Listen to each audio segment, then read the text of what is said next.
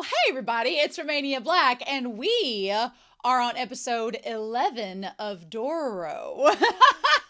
And I didn't have much to say last week. I felt like last week's discussion was really short, and I kind of felt bad about it. I was like, did I talk enough about the episode? Because I know you all like seeing detailed, analysis of the episode, but to be honest with Dororo in general, it's pretty straightforward.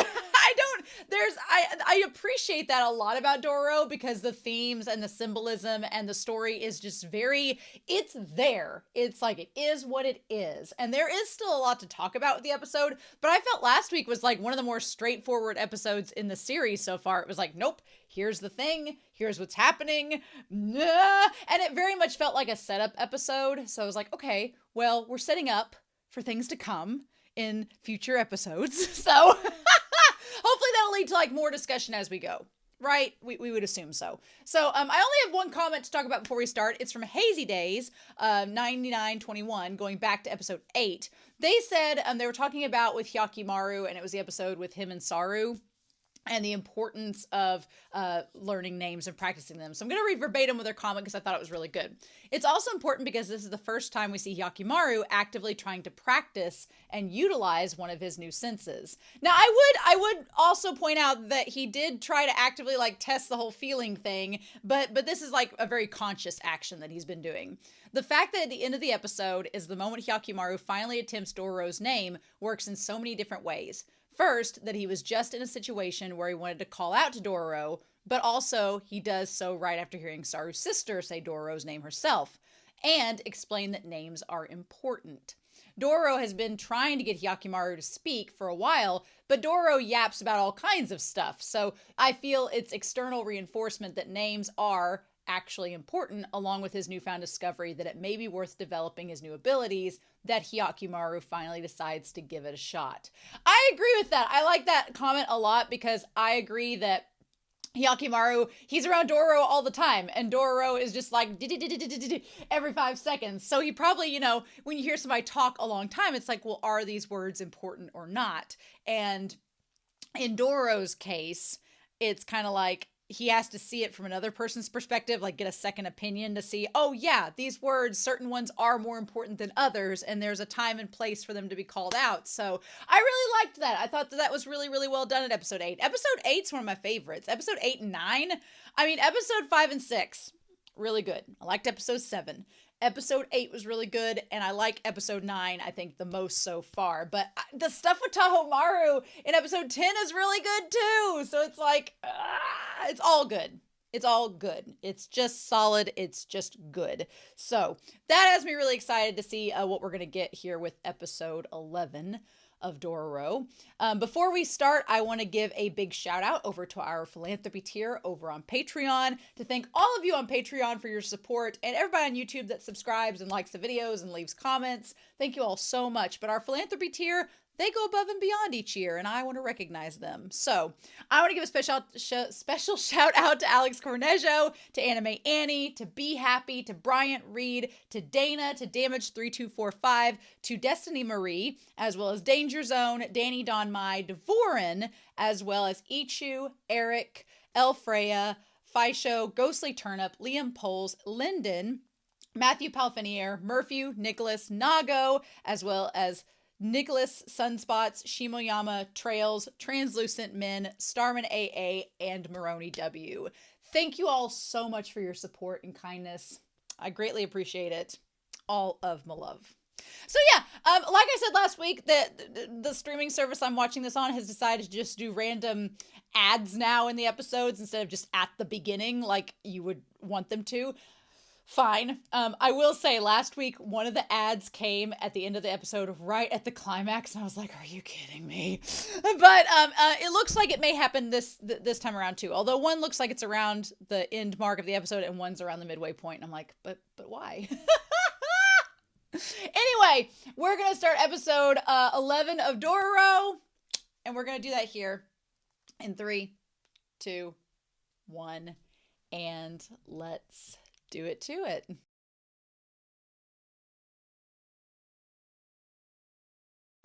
Well, so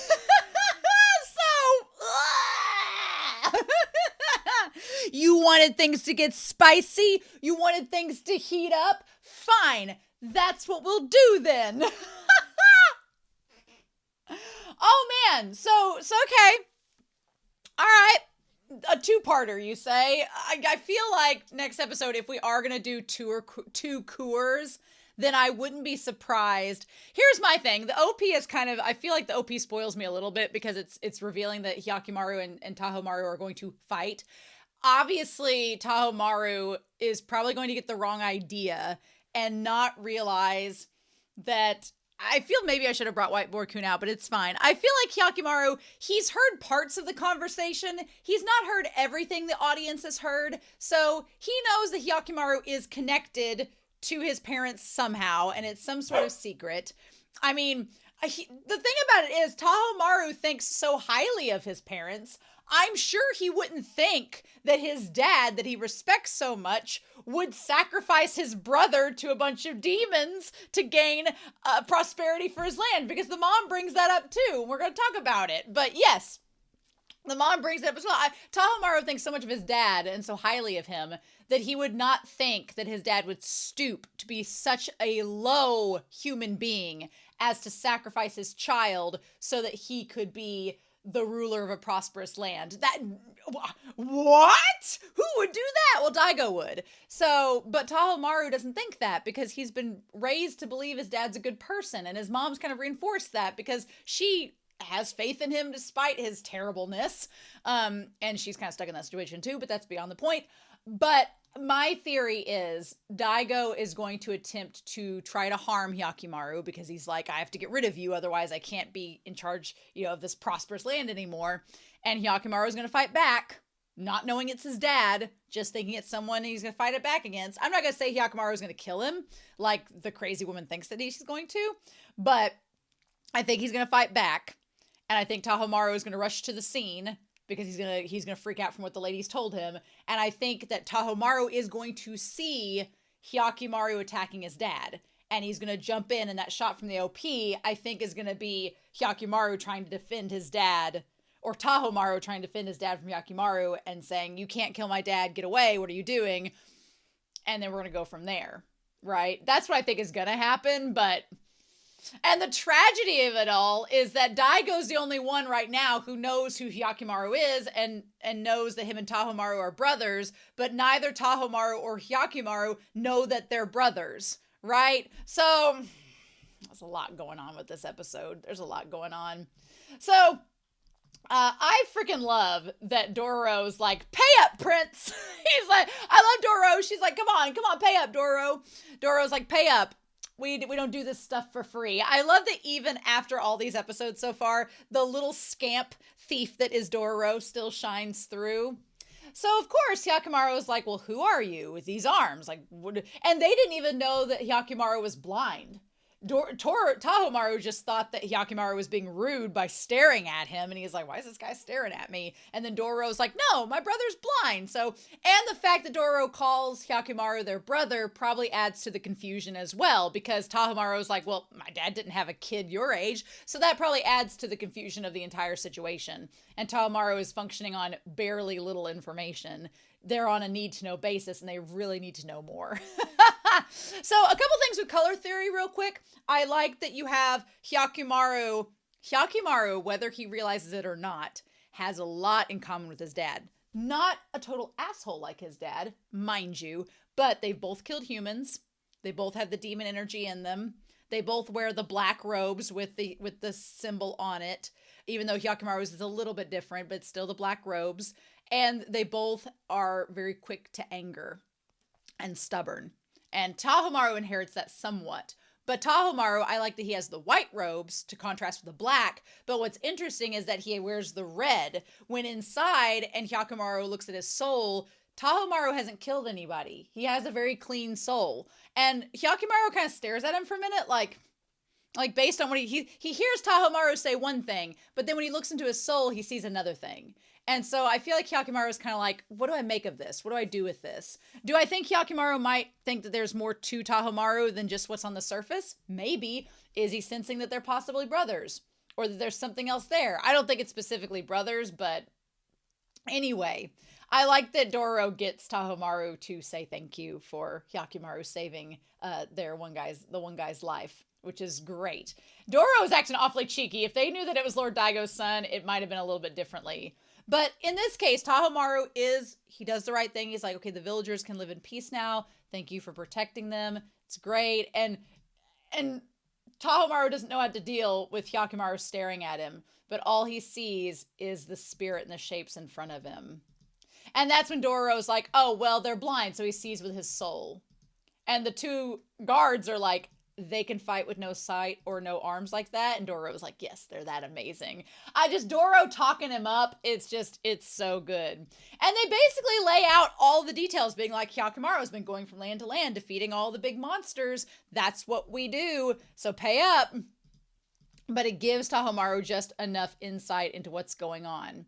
Now, here's the thing too. Tahomaru says, okay, Lord Daigo's land is that way, like just a stone throws away, like half a day you'll reach the city limits. Tahomaru probably doesn't realize that he's not put all the things together, so he might be like, well, when I said Daigo, Hyakkimaru didn't react, but also Hyakkimaru was pitched out as a baby. He would have no clue who Daigo is. And Jukai didn't know that Jukai acted like he didn't even know what the symbol meant, because when Jukai rescued Hyakkimaru at the time, Daigo's land wasn't well known and prosperous. It was a dump. It was a slum, and everything was bad there, so nobody really cared or knew about Daigo's land. They didn't care about it, so why would Jukai even know? There's all these other clans around that had more reputation. Why would he care about Daigo? But now everybody knows Daigo because his land was prosperous over the last 16 years. So I like that continuity in the series. That all makes sense. And of course, they give us the shot of the two brothers. I'm like, you show, how dare you, making us see the two of them side by side like that. Ugh. This episode was a tease. This episode was a damn tease. I will say this. Hyakkimaru had never said his name before. But in that moment, whenever the two of them were like that, and I love you see the two faces. You see that Tahomaru looks a lot like Daigo with the hair, but Hyakkimaru looks a lot like the mom. And he says Hyakkimaru is his name. And then they move on. Now, the name Hyakkimaru was given wasn't it given by Jukai? It wasn't by the parents? Or did the parents give him that name and it was inscribed on that? I don't remember exactly. I feel like Jukai gave him the name Hyakkimaru. And then the parents didn't even know. So they're going over to Daigo's land. So they feel like they're going to go, they got some money, they're going to go spend their coins, have a good time, and then move on. Right? And Hyakkimaru is still thinking about the fact that Tahomaru, did he seem familiar? Did he feel like he was familiar and he should know who he is? We don't know that, but he sensed that familiarity. And I love that you see Hyakkimaru looking back one way and Tahomaru looking forward the other way. The parallels, the cinematic poetry. How dare you, episode? How dare you? So the guard and them come back. And they say, it's our fault. I shouldn't have gotten in the maw of the beast. And Tahomaru is like, no, I misunderstood.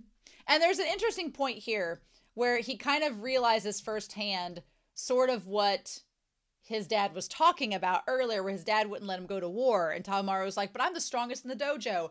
It feels like Tahomaru kind of realized that I was a bit naive.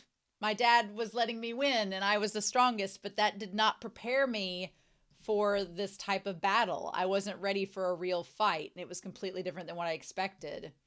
Now, the one, Mutsu, they make the statement saying, well, that in itself is a futile argument. And they said, a vagabond and the heir to this land cannot be compared. And I'm like, I wanted to just shout in that moment because I'm like, friend, Hyakkimaru was the heir to the land. They're the firstborn. They're the heir. Technically, you won't get technical with it. Hyakkimaru is the heir to this land, and you're over there calling them a vagabond. Okay, sure, Jan. That part got me so much because I was like, oh, Funny that, because actually, and the thing about that would be even worse for Tahomaru is we said earlier on, Tahomaru means firstborn son. So Tahomaru is like, but my name itself, which we've established names have meaning, talked about that in the intro. He's like, but I'm supposed to be the heir. I'm the firstborn son. What's this whole thing with Hyakkimaru? And like, my parents wouldn't totally, throw out a child, right? Also, I feel really sad. It looks like, okay, there is a boat, and it looks like the people are getting ready to go and gather up the pieces of the demon. There's a lot of crab meat there. As long as it's not poisonous, I'd be having a fish broil. I'd be having a lot of food. You could feed a village with that demon, right? But maybe they can't eat it. Maybe demon flesh is no good. Anyway, so we get to the marketplace of Daigo, and this village, what's funny is there's a lot of different perceptions of Daigo's land at this point. We, in comparison to all the other villages that we've traveled through at this point and seen, are either desolate or ghost towns or dying or at war and covered in blood and fire. All the places around are war zones, and everything is kind of terrifying in those villages. Then we cross over into Daigo's country, and everything looks all right as rain. There's food markets. Everybody's just, you see the brothels and all the women, and everything's just hunky-dory. Nobody's having any complaints. But that's all like on the surface level. Because throughout this season, we've seen kind of behind the scenes, like in the marketplace and in the city streets, everything looks fine. Like it's all a paradise. But we've seen behind the scenes in previous episodes where the farmers are like, hey, we're having a drought right now. The crops aren't growing like they normally do. This doesn't look good. And we've seen Daigo and the mom kind of coming to terms of being like, uh-oh, things aren't looking good. And so we see from behind the scenes kind of the start of the ruination, where everything's like starting to go downhill, but it hasn't trickled over to the marketplaces and to the civilians yet. So they don't quite know how bad it's about to get. And I think that that's a really interesting place to be at this point. So yeah, everybody's just selling stuff at the marketplaces. Everything looks good. And then we see this woman, and they do a good job of hiding her face with the makeup, with the mascara and the makeup that runs down. It reminds me of Wei Wuxian and Modazushi. But it's like the mascara and everything run down, and her looking like she looks like Joanna from, or not Joanna, she looks like Lucy from Sweeney Todd, but she's holding a baby, which turns out to be a red rock. Oh my God. And she's traumatized from that baby being born the way that it was. The way that they drew her in this episode, until we got that flashback and saw her freak out and run away, I didn't realize that was her. And I thought that she was still like a lady in waiting for Daigo's wife, when in reality, we hadn't seen her so far in the new episodes, but you never know. You're like, oh, they're in the background. No, she got the can and she went crazy because of what she saw, and the other midwife died. So it's just her now. She's the only other person other than Daigo and the mom that know about Hyakkimaru, because the midwife's dead. Nobody else other than Jukai and her and the people we know in the series right now know about his existence. They did so good hiding that till the very end. That was such a good moment. And then she sees Hyakkimaru. The fact that she sees him and instantly knows who he is crazy to me. I guess because of the robe. She saw the robe and thought it was him. Interesting. Or she just knew. Or she could sense it. I don't know. That's so wild. And again, one thing I was going to mention later, but I might as well mention it now, is she freaked out seeing the baby and was so terrified. The mom, it was her child. She loved her baby. She didn't care what he looked like. She didn't care if he, she just loved him and wanted him to be safe. Like, that speaks volumes for the mom to me, that she was willing to accept her baby no matter what he looked like. So yeah, and then I love Dororo grabbing Hyakkimaru's hand and taking them to go see the play. I love that. I love that little moment of touch. Like Hyakkimaru, people tend to kind of cower from him and kind of withdraw from him because he's scary to them because of how powerful he is and how he doesn't look natural, air quotes, with his appendages. But Dororo, like the mom, completely accepts Hyakkimaru for who he is and just grabs his hand and takes off with him. Now the play is so interesting because the play makes Daigo seem like Hyakkimaru as destroying the demons and saving the land. And Dororo even makes a comment about that, saying, be like, hey, this Daigo is that guy. He reminds me a lot of you. The funny thing is, Daigo is not like Hyakkimaru in the sense that Daigo may have captured demons and put them in the hall, but we, the audience, know that him putting them in the hall was actually to subjugate them and to get him to help him rather than to contain them and not let them do anything, right? And so the audience in the city have this impression of Daigo that's similar to how Hyakkimaru actually is, when we know that Daigo is not actually like that. But again, Hyakkimaru is similar to Daigo. He is his son. He is similar to him, but not nearly to the irreprehensible degree that Daigo actually is. And then we brought in the goddess of mercy. So the goddess of mercy seems to be like the goddess that they pray to in this city.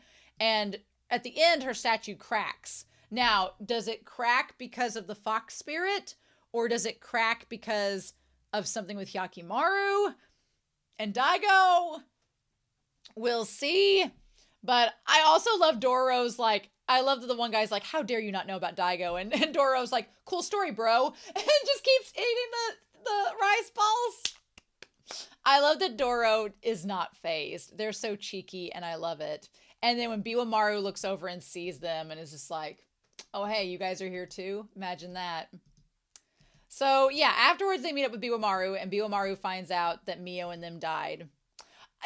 I guess they just chose not to mention that during their deaths, Hyakkimaru slayed a bunch of the guards. We just chose to not say that information, which, why would you? But Biwamaru, I like that Biwamaru looks over to Hyakkimaru and sees him, like, looking up in the sky without any, any other emotional reactions there. And so he's like, what are you here for? And he's like, well, I'm here kind of like you all are. But he's like, this land is like none other in these times. I was curious what was the blessing in this country. So he's like, I heard the demons Daigo defeated are enshrined up there. That's an interesting story, because what that suggests is it's a way to keep people from messing, because if they've heard this story about how the demons that Daigo has defeated are encased in the shrine, they're not going to go mess with the shrine because they don't want to release the demons on accident and curse the land. So it's a way to keep people away. It's like, oh, you don't want to go there because if you release the demons on accident, then it'll destroy everything. So they're like, okay, we'll stay away from that place. But the reality is, Daigo has probably gathered all the demons there, and he's catering to them to try to woo them into helping him, because all he wants is power. He doesn't care about the legitimate or ethical ways that he gets it.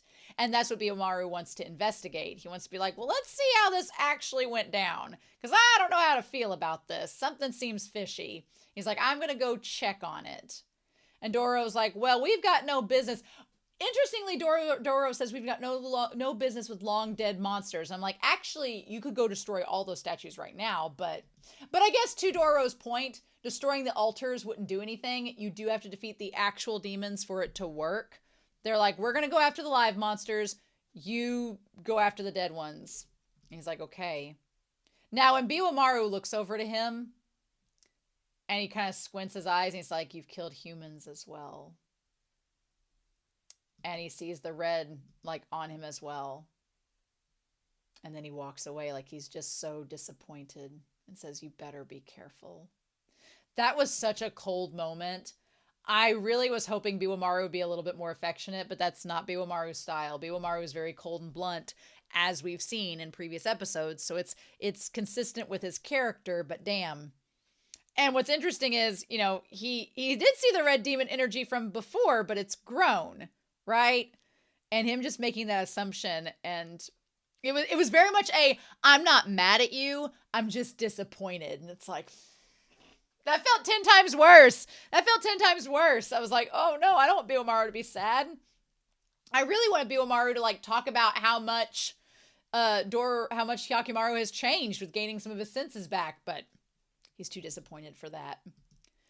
So then Hyakkimaru hears about this story that they're telling, saying, because Dororo's like, well, let's just have a little bit of fun here and then leave. Why didn't they do that? Why couldn't they have just done that? Nope, of course not, because then we wouldn't have a series. And Hyakkimaru is saying it's the curse of BANMON. That's why it hasn't rained at all. And they're like, well, don't say something like that. You'll get everybody all riled up. And I love that Dororo's like, hey, were you talking about ghosts and monsters? How about you tell us? We want to know too. Everything started up because of BANMON. Okay, Asakura has been acting suspicious as well. And Dororo's like, why don't you tell us about this demon that we could kill to help you? Ching ching. Meanwhile, Daigo's like a blind boy with no arms. And they're like, yes. They're like, I believe one of his legs was a prosthetic too. Now, you could question with that logic how he only had one leg missing when the baby was born without legs at all, but that they're too freaked out at this point to question that. Like, no, everything else is matching up. He's traveling and defeating monsters. And so, yeah. Like, they bragged that they were only after strong demon gods. And he said he did slay a huge monster with just one slash. His name is Hyakkimaru. So, yeah. Then Daigo's like, whale shit. And the mom's like, oh my god, my kid's alive. Which, bless her. She, like, how would you feel as a mom to go all this time thinking your child was possibly dead in a ditch and you'll never see them again? And now she's found out that she's found out a couple things. One, her child is alive after 17 years nearly. And two, he's risking his life on a daily basis battling demons without a leg, without arms, and with no vision. Like, of course, as a mom, that was probably like stimulation overload for her to find all this out at once. And she's, crying as a parent, being like, oh my god, my child. And Daigo's sitting there, instead of being, like, oh my god, my son's alive, is like, shit, this is gonna ruin everything. So yeah, so they take them to this place, this BANMON. It's a single piece of wood. It used to be a fort that protected us from the Asakura clan. And so there was a fierce battle, and all except for one wall got burnt down. But that was the first time Daigo's army drove the Asakuras away. And the influence grew from here. They're like, that's a really tall wall there. They say that the goddess of mercy that Lord Daigo's wife prays to dwells in it. Well, that's a great question. Is the goddess of mercy really in the wall? Is she not in the wall? How does that work? So Dororo goes and looks on the other side of the wall and then sees all the soldiers and stuff that have been slain there. Which, again, looking over the side of the wall and seeing a bunch of corpses, that's pretty terrifying, right? The Asakuras have been getting stronger and stronger, and they shoot Daigo's men and spies onto the wall. They're trying to sully the goddess of mercy's blessing. So trying to add demonic energy to counter the goddess of mercy. And the ghouls have been gathering nightly, attracted to the corpses. Okay, so supposedly, the wall that was originally the fortress there, that Lord Daigo's army made to counter the Asakuras, was supposedly protected by the goddess of mercy's power. And that's what gave her that power. And now there's one section of the wall left. And it's kind of like this invisible border. Like you don't go past that wall section, or you're in Asakura territory and it's up for grabs. And if you go into Asakura territory, they'll pin you to the wall and shoot you on that side of it. And the idea is to try to muck up the goddess of mercy's presence and draw all of these corpse spirits to the corpses, like the firefox. And it's all this bad miasma and bad energy. It reminded me a lot of Berserk, because without spoiling anything, there are a lot of little demons and ghouls in Berserk. And they kind of do like this, where they kind of gather in little ghostly wisps, and then they get bigger and bigger and stronger and stronger. Reminded me a lot of Berserk, which I was like, cool, we see more comparisons to that. Nobody goes near it now. And Hyakkimaru instantly notices, and I like how, especially with the comment in the intro, every time Hyakkimaru talks, it is a very deliberate act of speech. Every word, if he does speak, it is all completely deliberate. Every word has meaning. So otherwise, if he just nods or says something, then that's kind of tied to it. So then we meet Sukuroku. Sukuroku is a very hard name to say. I was sitting there going, oh, I'm going to say Sukuroku. But it's not so bad. It's true. Sukuroku is on there and tells them to be careful. If you cross over to that side of the wall, you'll get killed, because the soldiers are there waiting on someone. Like, go rob corpses somewhere else. So I feel bad for Sukuroku, because he believes his parents are still alive. And I'm like, dude, if this series has told us anything, that is probably not the case. and you just don't know it yet. I thought he had accepted his parents had both died. When he starts talking about the mom and how she makes the rice cakes, and he tells Dororo, like, we'll go see it. We'll go see her and she'll make cakes for us. I'm like, oh, dude, you are naive, my friend. So the Asakuras are some of the ones that they're on the edge of the territory getting more reckless and emboldened. And as Sukeroku tells this story, Dororo definitely can relate to Sukeroku because Dororo's lost both of their parents as well. So they kind of know where Sukeroku is coming from in terms of their emotions with this episode. And I like that Dororo just sits there with the food hanging out of their mouth. Like, everyone abandoned the village and left. But they're like, I'm not giving up. I'll cross BANMON someday and get home. And I'm going home. And that very much is connected to Dororo's struggles as well. Man, Dororo's out here meeting all these childhood could-be friends, like Saru and this kid, if they stay alive. Like, you got a potential harem going on, Dororo, if you keep it up. And they're like, fine, we'll help. Like, Dororo instantly wants to help because they can connect us to Sukeroku. And they're like, we'll battle the monsters and go from there. Like, they're like, well, we would make you pay, but you did give some free food, so we'll count that. Like, Dororo, you're a good kid. So then we cut to the mom. This whole scene with the mom and the headless baby, like, she's so happy her son is alive. She's so excited that he's there, that she could be able to see him again, possibly. And then that's when they're like, oh, by the way, your husband's going to go kill the kid that you just were happy to know that they were alive. Mm-hmm. So she's like, what are you going to do? I like Daigo walks around with 2 swords. Again, very similar to how Hyakkimaru has. I mean, Hyakkimaru has the 2 armed swords, but also carries a sword as well. So they got 3 swords. They're literally Zoroing it over here. But Daigo having 2 swords saying, what are you going to do? The thing about it is Daigo does this thing for self-preservation where he says, I won't allow anybody to interfere with my prosperity. So Daigo won't even acknowledge Hyakkimaru as his child because that would imply he's a terrible person for wanting to hurt him. So instead he's like, well, I'm not going to let this stranger come in and hurt what I've worked for. And he tries to distance himself from the reality so much. And the mom calls him out on it. And I'm like, girl, good. He's like, I'm not going to let them hurt my prosperity. And she's like, well, do you think we should go unpunished? And he's like, what? And she says, we sacrificed the life of an innocent child. Like, you know, she says, we're going to pay for what we did. We're probably already paying for it. I mean, she knows what's up. She's like, we sacrificed an innocent kid. This is our punishment. Do you realize we're kind of in the wrong?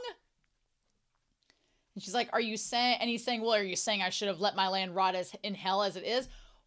What he should have done, and then she kind of gets to this point in this conversation, is if he really cared about the land, and if this was really about letting his land rot and his people suffer, he would have sacrificed himself because Hyakkimaru was his son. He was an heir to the throne. If he was really, really, really concerned about his people and the land and it being prosperous and leaving behind a better place for the next generation, he would have sacrificed himself to the demons. That's what he would have done. But he didn't. And the wife calls him out on it. She says, she's like, well, what does she respond? She says, my lord, is it truly the well-being of your people that you wish for? Is that really what you're doing? Or is it just an excuse because you just want to defeat other demons and domains and become a great lord? She's like, were you really out here for your kid and your people and me? Or was this about you, your ego, your legacy, and just about you becoming a great king? Because she's like, you were a king. You could have had the kid and we could have done other things. But she's like, no, this was all about you. You're selfish and you only care about yourself. And you were willing to do the ultimate horrible thing and kill your child so you could have something glorious. And he said, she's like, well, for that, our son suffered. And he's like, well, women don't understand politics. I'm like, that is the worst way to try to win an argument, where he's like, you just don't understand because you're a feeble lady with a lady brain. And I'm like, you're an asshole. Like, she knows exactly what she's saying and she's in the right. And typical he's like, well, you don't understand. I'm like, whatever. I don't think she's in the wrong at all. I think she called you out and knows what's up, and you won't accept it. And of course, she gets horrified. Now, here's the thing. How much of that did Tahomaru hear? Because he looked pretty surprised when he saw that, but he looked pretty horrified. But then when we see him in the village, I don't think he heard about them sacrificing their child. I mean, or he heard it all, but doesn't realize that the child they sacrificed was their kid. He may think, if he heard everything in that conversation, he might have assumed that the two of them sacrificed a child, and that's Hyakkimaru, and it's like, oh, you found a village kid, sacrificed him to the demons to get all this. Well, that's kind of bad, but, I mean, it's bad enough anyway, but to add on that it was their child would make it even worse. Or we can give Tahomaru a little benefit of the doubt and say he didn't hear anything, but he saw their body language and knows something bad's going on. Something bad's going on. And that's kind of probably more likely the case. He's like, something bad's happening between my parents. I don't know what it is, but it's probably tied to Hyakkimaru, and I need to figure out what it is. So meanwhile, the Asakura domain, they had a spy tell them that Daigo left an hour ago with a small troop and that they're on the move. So something's going down. And the one guy's like, well, I don't know if he's going to choose that moment to ambush Daigo's place, or if they're going to meet Daigo and the troop to try to take them all on together. I don't know. I don't know what's going to come of this. This episode doesn't give us a lot of explanation. They want us to watch the next episode. So then the fox spirits come out. And all I could think of throughout this entire fox spirit moment was, one, they look badass as hell. Cool. Good for them. I love their design. And then two, this is kind of spoilers for Heaven Official's Blessing. I'm going to put a tag up here, spoilers for Heaven Official's Blessing. But the green foxfires, all I could think of are Chi-Rong. Chi-Rong and the green ghost, the green lantern. And I was like, where's Chi-Rong's cool fox spirits? Which kind of tie into Chi-Rong's character. Where's that? That would have made him even more badass. So I wish that Chi-Rong had all the fox spirits now, because that would have been really cool. End of Heaven Official's Blessing spoilers. But the green motif and the colors, they look great. Also, I like the fact that in this case, the demons, even when their essence isn't exactly a solid, it's more gaseous, you can still throw rocks at them, apparently. Dororo's sitting there chucking pebbles at him like, come on, get out of there. But that makes sense if you can shoot an arrow into him or hit him with a sword. I like how the demons kind of have this, their matter that they're made up in isn't completely defined. It's not solid, but it's not gas either. It's kind of this in between. It's so fascinating to me. But also, we have in this moment where Sukeroku decides to run off on his own. Now, Sukeroku running off on his own, I'm like, because he ends up going, and he says, hey, don't run off. It's dangerous to go alone. Well, what ends up happening? He immediately gets captured. I was like, as soon as he woes off alone, that's what's going to happen. And I would have told Hyakkimaru to make him stay. I would not have let Dororo go, but Dororo was really busy in the moment, and I guess Hyakkimaru, was busy in the moment, and he didn't want Dororo getting in trouble, so he's probably like, well, maybe you won't get hurt if you go looking for him, so, okay. Also, I want to make note that the little shot of Dororo's face as he runs away with the ditto face, we get in the very next scene Tahomaru in the city, and it's the funniest damn thing. He has the little ditto face too, as he's sitting there on the bench. It's so cute. I can't get over it. I'm going to make it in the Discord, like a little screenshot of it. But yeah. As soon as Dororo was like, oh, don't be rash, Sukeroku, I was like, he's going to get kidnapped. How dare. So yeah, but I guess I understand why Hyakkimaru sent him away, because he's like, well, I don't want you to be here, Dororo, and something bad happens. So maybe if you're with someone else, you'll be okay. Bad moves all around. So Tahomaru's in this town looking for any information about Hyakkimaru, and that's when he sees the woman. That's when he sees the woman that was talking about the demon child. So Tahomaru tells his two he tells his 2 guards with him that Hyakkimaru needs to be around there somewhere. And they're like, what are you going to do if you find him? And he says, you said my father was shocked when he heard your report. My father knows something about his past.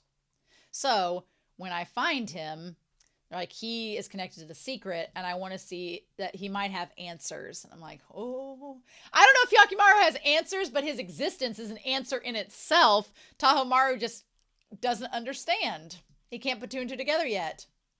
But yeah, the woman throws down the baby that's the red stone. Oh my god. I loved when the foxfire, like, had Hyakkimaru pinned. That part was so good. Also, Hyakkimaru was animated really well in this episode. Like, his neck muscles look really great. Like, his neck looks amazing.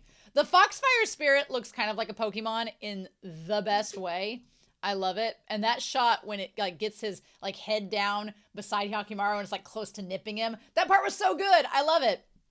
My thing is the Fox Demon, is the Fire Fox Spirit really a demon, or is it the spirit of the Goddess of Mercy? Because Hyakkimaru calls it a demon, but when they striked it and hurt it, that's when the statue kind of, like, cracked. So, has the Goddess of Mercy all along they've been praying to been one of the demons? Could be. Also, of course, Sukeroku gets captured, and so does Dororo, so that's not good.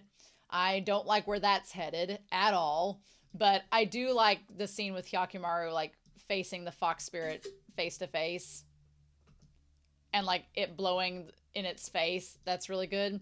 My thing is, it cornered him, but it didn't kill him. So, I'm curious about that. I'm curious what the reasoning with that is. Why the Fox Spirit didn't kill him. Okay, because he did chop off a leg from the Fox Spirit, and then it flew away. But that's also, and the Fox Spirit's leg, okay, it did grow back, but then it flew away. Interesting. Is it connected to the statue or not? That'd be curious. So then we see Daigo with all of them looking over there at his kid. Oh my god. Now the thing is, Daigo knows that he's blind, but still, them looking face to face and Hyakkimaru being like, who are you? And she says, yeah, she was the woman that was freaked out when the wife had the baby. Yep. The curse of the demons. The demons ate the baby. Everything on it. They ate everything. And Tahomaru's like, what the fudge? And now the child's come back to return the curse to Daigo and his land. And Biomaru looks at the Hall of Hell, surprising no one, is like, oh, all this purple energy coming from it, that's very bad. So what are we going to do with this information? Meanwhile, at the wall, Daigo has the red spirit coming off him. The same amount, mind you, as Hyakkimaru. And he's like, what do we do with this? So Hyakkimaru being able to sense the energy on Daigo to begin with is probably a sign that unlike Tahomaru, that unlike Tahomaru, that Hyakkimaru knows does not have any demonic energy and hasn't killed anybody and is innocent. He knows just looking at Daigo and seeing his soul that this man has killed people, that he's got blood on his hands, and I need to be wary of him. Instantly. And then the Goddess of Mercy statue has the crack form in it. I feel that crack is from him attacking the fox spirit, but I'm not 100% sure on that. Well, we made up from last week with a lot more things to talk about. I'm super excited to see where this leads us, but y'all, terrified, let me tell you. Terrified of what's to come. Next week is part 2, and Dororo and that child whose name Sukeroku, I keep wanting to call him Sengoku, but it's not it. Sukeroku, they've been kidnapped. I don't like where that's headed. Hyakkimaru and Daigo are meeting face to face. I don't like where that's headed. The thing is, they're not far away from where Tahomaru is. So I think next episode what's going to happen is Tahomaru is going to interfere and get involved. And I think that because this series won't let us have nice things, he's going to get the wrong idea. And miscommunication will become miscommunication. And I'll be like, but we'll just have to wait and see. So, with that being said, I look forward to seeing your comments down below and seeing what those are like. But I hope you all have a wonderful week. Please stay safe, take care, and yeah, I'll be back very soon with more of Dororo. Bye!